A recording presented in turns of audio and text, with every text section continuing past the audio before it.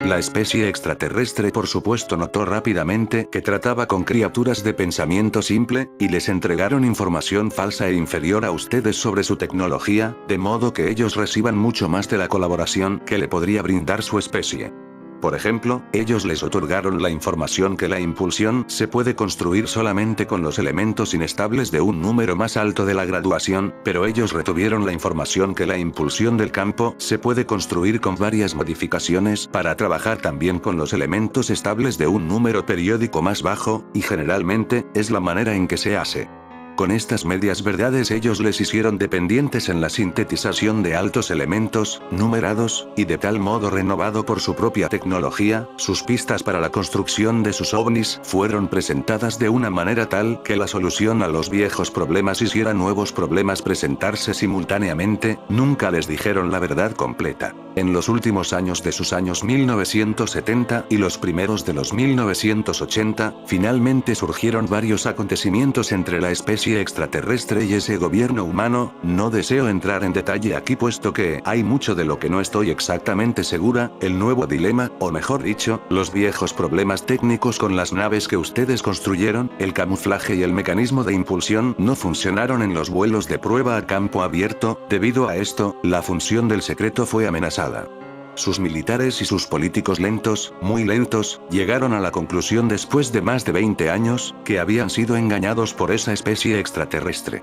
Las múltiples incongruencias y el sobrepasar de los límites de los tratados por ambos lados finalmente condujeron a un altercado entre ustedes y los extraterrestres, que culminó en el despegue de 3 de los objetos aéreos extraterrestres a través de un arma especial, como dicen ustedes, EMP, pulso electromagnético, y una escaramuza militar en una de sus instalaciones subterráneas. Como consecuencia de estos ataques, la especie extraterrestre se retiró en última instancia de todo el contacto con ustedes y estaba más que encolerizada con su especie. Por lo tanto, cuente a estos extraterrestres entre los 3 grupos que son hostiles hacia ustedes, y mientras que los otros 2 se ocupan más de su propio negocio, entre ellos emprenden una guerra fría para la dominación en su planeta. Sus viejos amigos y socios se está preparando para proveerse finalmente de las materias primas del excedente único y absoluto de la dominación y del ADN humano. Por el momento es probable que carezcan de las posibilidades técnicas y gran cantidad de fuerzas para alcanzar sus metas directamente, a pesar de, posiblemente siempre de la forma más sutil, contra ustedes en los años o décadas próximas.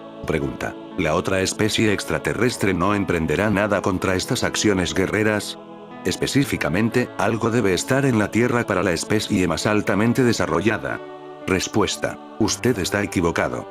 Específicamente, porque la especie más altamente desarrollada no se involucra en vuestro destino. Ustedes son animales para ellos. Animales en un laboratorio muy grande.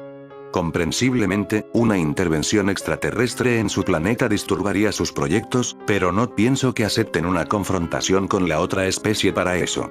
Muchos de ellos podrían buscar otro planeta de investigación para sí mismos o podrían estudiar a distancia su comportamiento y su conocimiento/conciencia, puesto que las situaciones de la crisis podrían tener una atracción para sus estudios.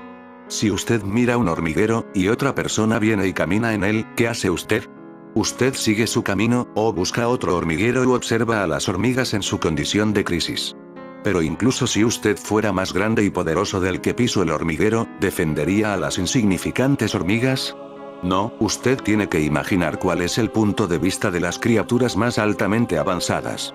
Ustedes son las hormigas, no cuente con ninguna ayuda de ellos. Por supuesto también pediríamos ayuda cuando sea clara la venida de sus viejos socios. Algunos miembros de ese gobierno humano están completamente enterados de nuestra existencia. También parcialmente debido a una vieja base religiosa.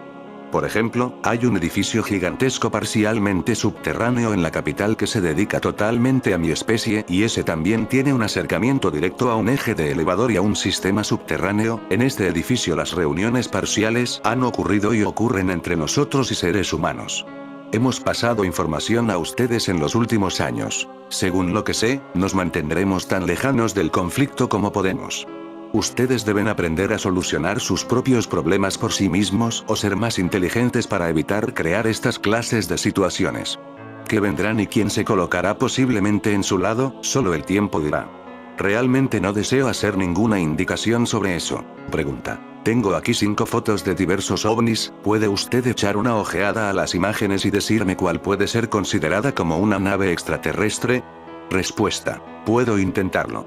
Usted me planteó muchas preguntas a mí hoy, y respondí a todas. No sobreestime mi conocimiento, no soy ninguna experta en tecnología extraterrestre y la construcción de naves. Para estar segura, hay sobre todo algunos detalles y particularidades técnicas sobre ovnis genuinos que me pueden ayudar a fácilmente distinguir de fenómenos naturales o de falsificaciones humanas. Ustedes falsifican a veces el patrón de naves genuinas. Por lo tanto, no es tan fácil simplemente con certeza absoluta identificar un objeto. Lo intentaré. Muéstreme las fotos. Estas 3 fotos aquí son falsificaciones obvias o identificaciones erróneas. En la primera foto, me parece ciertamente que se trata de una nave existente verdadera de una especie extraterrestre que fue adaptada para un modelo pequeño aquí. Carece de las características importantes que están emparentadas con el campo técnico y físico. Generalmente hablando, esta foto es tanto más una falsificación, el esclarecimiento del contorno y los colores, porque una nave que levita se oculta generalmente en un campo de movimiento que incluso distorsiona los colores o las formas según la alineación. Puede ser que quizás suene extraño, pero las fotos nebulosas y espectros en movimiento deben ser a veces interpretadas como indicación para posiblemente una autenticidad. A propósito, este objeto está flotando sobre el agua. Si fuera una nave genuina, tendríamos que ver en cualquier caso un canal o una inflamación en la superficie, puesto que la superficie es plana, no es obviamente una nave genuina. En mi opinión, ninguno de estas 3 fotografías demuestran objetos genuinos en vuelo u ovnis. Aquí en esta foto no veo sobre todo ningún objeto artificial en vuelo. Parece mucho más que se tratara solamente de un reflejo ligero en sus cámaras fotográficas ópticas simples. Usted realmente debe ser bastante inteligente para no caer en una confusión como esta. Cuando su público en general persiga las falsificaciones y los fraudes durante mucho tiempo, entonces descubrirán probablemente demasiado tarde qué sucede realmente en su atmósfera. Foto 2. Albiosc, Francia, 1974. Este parece ser genuino, por lo menos exhibe las características necesarias. A primera vista, lo asignaría a una especie extraterrestre que ha estado visitando su planeta por los últimos 35 años más o menos. El objeto en sí mismo es metálico y en forma de disco. Se distorsiona ciertamente en forma y color por medio de un efecto del campo. Estos 4 blancos y largos procesos en la superficie inferior de la nave retratan una clase de manipulación ligera cuasi gravitacional, es decir, el campo universal de la fuerza se está moviendo en la dirección de una gravedad simulada. Realmente, no es una luz genuina, sobre todo no es una luz genuina siempre que usted vea ovni que ilumina, solamente un campo especial fuertemente cargado, de la forma que se manifiesta en el espacio que habita la materia como cuasiluz. La razón de la activación de este sistema de alta energía especial en una atmósfera no está totalmente claro para mí. Es posible que sea una clase de investigación o de influenciamiento del ambiente. En cualquier caso, es terriblemente descuidado para esa especie el permitir que esta tecnología sea fotografiada por los seres humanos. Bien, conjeturo que la mayoría de ustedes en sí no lo entiende, y los que lo hacen no dirán nada sobre esto al público en general. El ovni de Albiosc Google Earth. La forma de encontrar ovnis en Google Earth es buscar en lugares donde aparecieron ovnis. De esta manera encontré el luminoso ovni con 4 haces de luz a manera de patas, visto en Francia en marzo de 1974. La iluminación de esta nave supera a la de cualquier máquina humana, e incluso a la propia imaginación. 1974. Francia. Un ovni en el parabrisas. Hay investigadores con suerte. Este fue el caso de Jean Vedet, que encontró esta en el parabrisas de su coche. El hecho se registró el 14 de abril de 1974, cuando visitaba la ciudad francesa de Tavernes. En el parabrisas apareció una carta en la que podía leerse textualmente: «Muy señor mío, perdonen mi forma de actuar. Pero soy médico y no puedo dar a conocer mi nombre. Tomé la diapositiva la noche del 23 de marzo, 1974, en las proximidades de Albiosc cuando regresaba a casa. Mi cámara es una Canon 24x36, 35 mm, con un teleobjetivo 1.2.8, 135 mm. Le ruego, otra vez, que comprenda mi conducta». El investigador francés explicó que quizá el autor de la fotografía había visto un determinado adhesivo sobre ovnis que llevaba en la luneta posterior de su coche y ello le animó a dejar la diapositiva en el parabrisas. Jim Vedet es colaborador del grupo Lumieres Dans la Nuit Luces en la Noche, de gran prestigio en Francia y en todo el mundo ufológico. Es posible que dicho adhesivo o pegatina sirviera de reclamo al médico para que éste diera a conocer un documento que, según todos los estudios, es rigurosamente auténtico. Se da la curiosa circunstancia de que la misma noche en que fue tomada la diapositiva, la esposa del investigador vio en el cielo un objeto rojizo que emitía una especie de radiaciones o haces luminosos verdes hacia arriba. El hecho se produjo a las 23 horas. Causalmente, Vedet no se encontraba aquella noche en su domicilio. La señora Vedet llamó entonces a sus vecinos, el matrimonio CM, que llevaron a cabo varias mediciones comparativas. De esta forma se pudo saber que la altura angular del ovni era de 17 grados y que se hallaba a 30 grados al noreste. Los rayos que emitía el ovni cambiaron en aquel momento de posición y fueron vistos hacia abajo. Cuando Vedet mostró la fotografía a su mujer y a los testigos, estos se sorprendieron al volver a ver el mismo objeto. Afortunadamente, la forma de actuar de los testigos de ovnis ha ido cambiando sensiblemente en los últimos años. Hoy es ya mucho más lógico y normal que el testigo, de la clase social que sea, declare abierta y públicamente lo que ha visto o fotografiado. En la Biblia, en Génesis 1:26, se dice de boca de Dios hagamos al hombre a nuestra imagen y a nuestra semejanza, pero luego sigue y habla en singular. Y en el Génesis 3:22, se dice he ahí al hombre hecho como uno de nosotros, conocedor del bien y del mal. Dice Dios, uno de nosotros, luego, había otros más, y eran dioses. No hay que tomarlo al pie de la letra. Entonces, tampoco otras citas. Desde luego, la actitud, y el doble filo que supone, de tomar como bueno lo conveniente y como relativo lo menos conveniente no es una posición realista. La sabiduría interpretativa canónica por lo general interpreta como simbólico o real lo que bien le conviene. Acerca el ascua a su sardina y se introduce en largas explicaciones de misterios solo para al final venir a decir que solo sirve su interpretación, en definitiva su propia manipulación, eso sí, en nombre de Dios como sus representantes oficiales que pretenden ser. Aunque también es verdad, en efecto, para un análisis serio, que hay que entrar en la literatura judía y su entorno expresivo de lenguaje figurado, resultando la cosa mucho más compleja que lo que pueda aparentar tan superficialmente. Además, también existe la opinión de que la historia del pueblo israelita hasta Moisés no es originariamente propia sino una asimilación o adaptación de otras fuentes con lo que la cosa podría ser aún más enrevesada. Pero, ¿y qué decir de la detallada descripción de la nave de Ezequiel casi 6 siglos antes de Cristo? ¿Por qué cita 1, 4, 5 y siguientes, que en medio brillaba como bronce en ignición?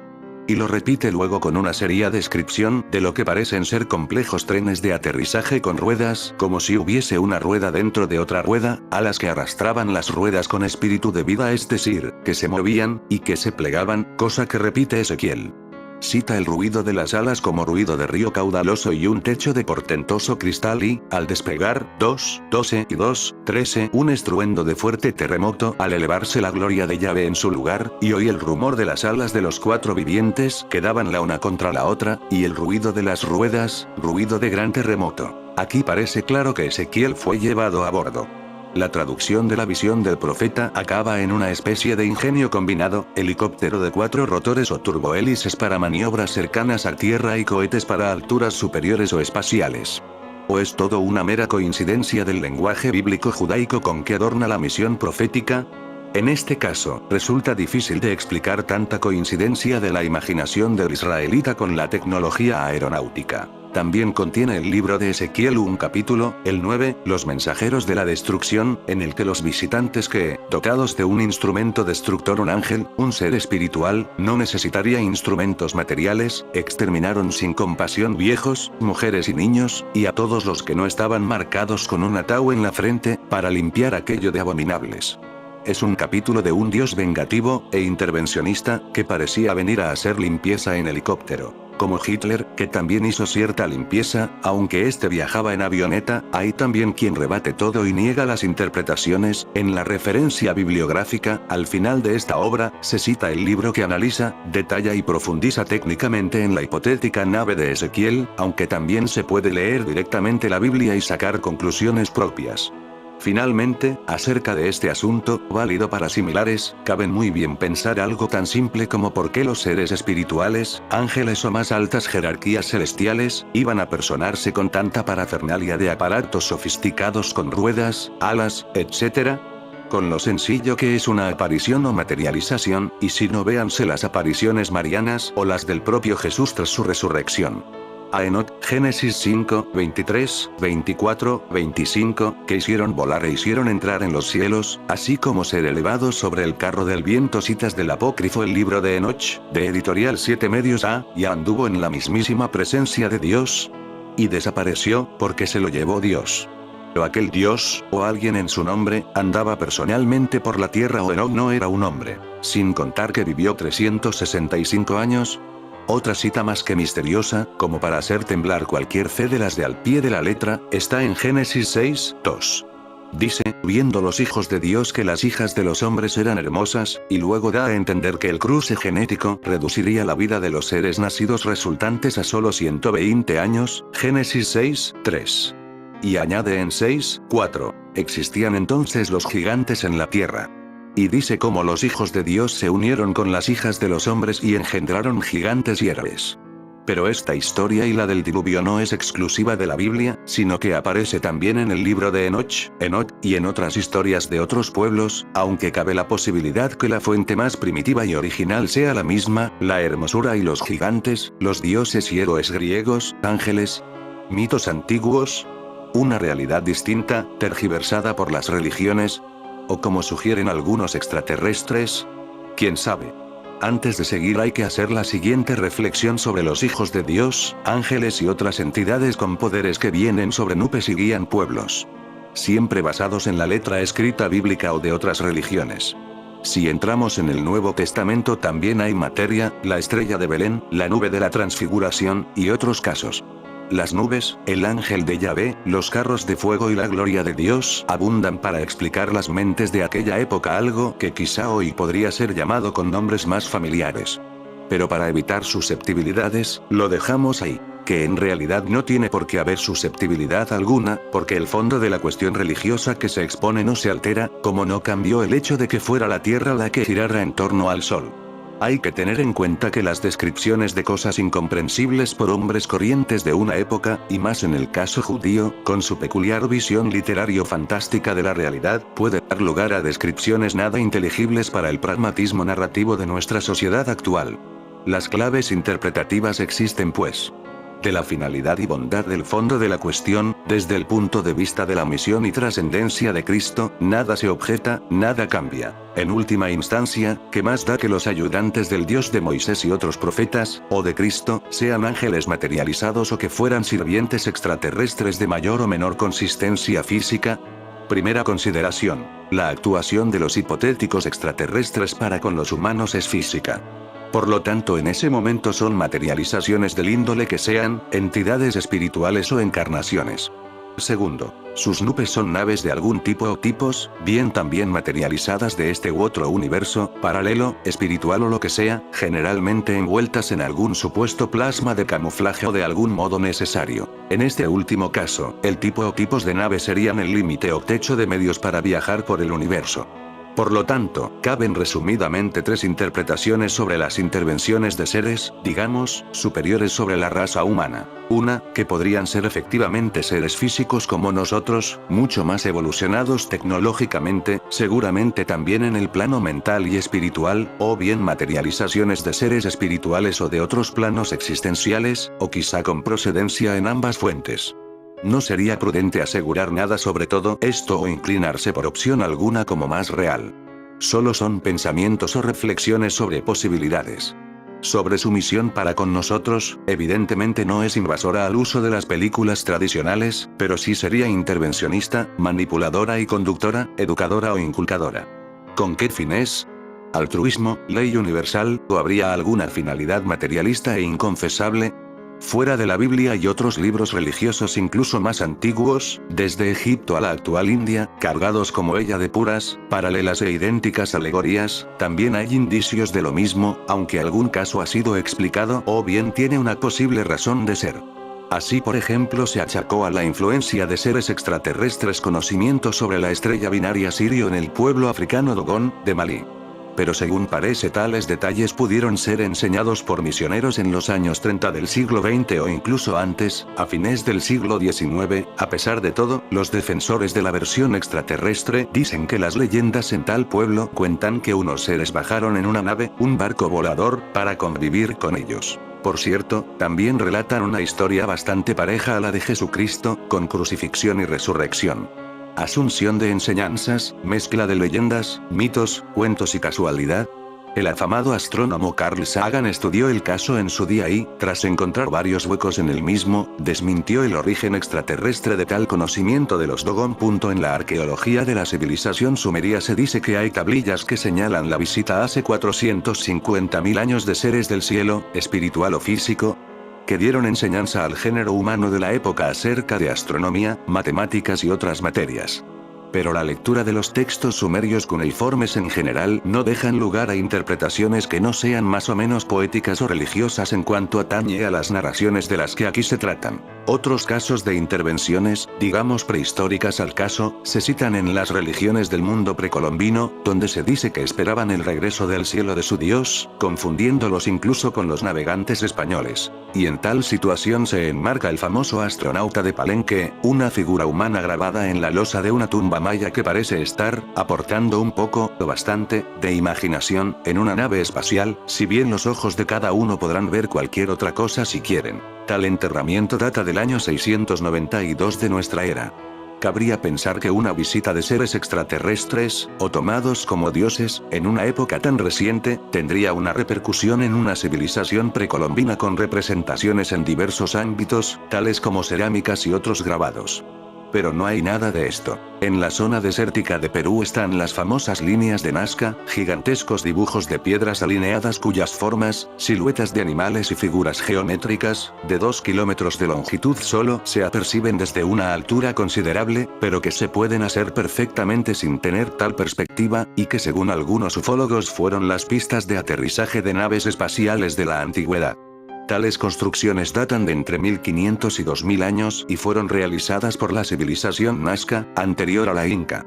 Sin embargo, aquí esta hipótesis no es nada nítida, en tanto que podrían haber sido hechas para otros fines, como señalización de acuíferos, tener relación con actividades chamánicas, religiosas, o formar parte de la astronomía de la civilización, que es lo más probable. En 2015, estos llamados geoglifos se cree que son en realidad fruto de dos culturas distintas, relacionado su motivo con su vista desde caminos rituales, desde colinas cercanas, y no necesariamente desde el cielo, y la población pre-inca de Cahuachi. Además, las figuras se muestran en agrupaciones de dos estilos y técnicas diferentes, y temáticas distintas. Por otra parte, la cerámica de esta cultura no señala rastro alguno de contactos extraterrestres. En otras partes del planeta hay cosas parecidas, como en Atacama, Chile. La hipótesis más probable es que son representaciones similares a las constelaciones del zodíaco, y más exactamente reproducciones estilizadas de zonas oscuras de la Vía Láctea. Mientras que otras civilizaciones usaron las estrellas más brillantes como puntos delimitantes de las formas de animales y objetos que creían ver, estos pueblos americanos tomaron como referencia las zonas oscuras entre los grupos de estrellas. Estas figuras o gigantescos dibujos e incluso algunos monumentos megalíticos o enormes piedras levantadas por todo el planeta, pretenden los defensores de las teorías alienígenas, que fueron señalizaciones para las naves extraterrestres en la antigüedad. Es evidente que si un extraterrestre es capaz de llegar a nuestro planeta, tendría una tecnología infinitamente superior a la nuestra de hoy en día en la que no necesitamos tales dibujos ni monumentos. Hubiera sido para los hipotéticos extraterrestres mucho más fácil enterrar radiobalizas, o guiarse por las referencias orográficas del lugar. No iban a tener en sus naves ningún sistema informatizado de reconocimiento del terreno. Por supuesto, no apelamos comparativamente a ningún sistema de posicionamiento global tipo GPS, Galileo, etc., que exige una muy costosa infraestructura previa de satélites y su mantenimiento, por lo que no es probable que los extraterrestres lo establecieran nunca. Dicen algunos partidarios de la teoría alienígena que hay además pistas idénticas a las nuestras aeronáuticas, e incluso en algunas zonas americanas se han hallado figuritas que parecen ser un avión de juguete, con sus alas y cola. Pero si tales lugares hubieran sido pistas de aterrizaje de naves aeronáuticas, donde están los restos de los hangares, herramientas de mantenimiento, depósitos de combustible, etcétera, etcétera? Jamás se ha hallado ni un simple tornillo. Porque efectivamente hay tales pistas, pero que se sepa no las necesitan los platillos volantes y sí los aviones y cualquier aparato que necesite la sustentación aérea para volar. Tales terrenos llanos y alargados pudieron ser limpiados para otras diversas actividades. No tiene pues sentido tal teoría de la relación de tales figuras con los extraterrestres. En el Kazajstán, en Torgay, se descubrieron también en 2007 geoglifos gracias a las imágenes incluidas en el Google Earth, obtenidas previamente por satélite. Se observan numerosas formas geométricas y, a pesar de los defensores de su origen extraterrestre, están relacionadas con la astronomía solar de pueblos antiguos, o con sus vinculaciones religiosas. Se les achaca una antigüedad de unos 8000 años a las formaciones más antiguas, pero hay otras datadas en la Edad Media. En la historia del Imperio Inca se cuenta la leyenda del dios Viracocha. Cuenta que en un tiempo de una tierra en tinieblas, emergió un sol del lago Titicaca, del que salió un hombre muy alto y con grandes poderes, que fue llamado el Creado y Padre del Sol. Esto hoy sería perfectamente interpretado como un caso ovni con un encuentro en la tercera o cuarta fase. Aún bastante más atrás, cerca de los 60 millones de años, sorpréndase cualquiera. Al mismo tiempo que los dinosaurios, había otra humanidad sobre la Tierra que dispuso de naves espaciales. Todo ello según algunos estudiosos de las famosas piedras grabadas de Ica, en el Perú, acusadas de ser, según otros, una falsificación, o mejor una obra artística con la que se gana la vida una hábil y espabilada familia peruana. También en las culturas de la India, en el Mahabharata y el Ramayana se citan, siempre con los dioses a la sazón como instructores de su construcción, máquinas que volaban, o vimanas. También se citan palacios suspendidos en el cielo y ciudades que volaban que se quieren interpretar como una especie de estaciones o bases orbitales. Se habla en escritura sánscrita de un ingenio de forma triangular de 2 alas construido en oro, plata y hierro, de 3 ruedas, y 3 plazas que es descrito con gran detalle. Pero los jefes de vuelo eran los únicos que conocían los 32 secretos del aparato y tenían que hacer previamente prácticas, pero también había otros tipos de naves, que aprovechaban incluso la energía solar, con profusa descripción de sus vuelos, como no existe en ninguna otra parte de los escritos de la antigüedad. Pero solo uno de los tipos de nave era accesible a los humanos. El resto era exclusivo de los dioses. En tal literatura también se describe una batalla y un arma que es calcada en sus efectos a una bomba atómica o nuclear. Cierto es también que la interpretación de estos textos, abundantemente sazonados de fantasía a decir de algunos, no deja de ser discutible. Falta aquí posiblemente una buena traducción contrastada y fiable de los textos más antiguos para poder juzgar con mayor tino, puesto que hay palabras importantes con múltiple significado, pero los detalles en su conjunto no dejan de dar la idea de verdaderas máquinas voladoras. Todo esto se sitúa más allá de hace 4000 años, como muy cerca, según otros, 1000 años antes de Cristo. En fin amigos de Supercrack Estrella, si el video te gustó pulgar arriba.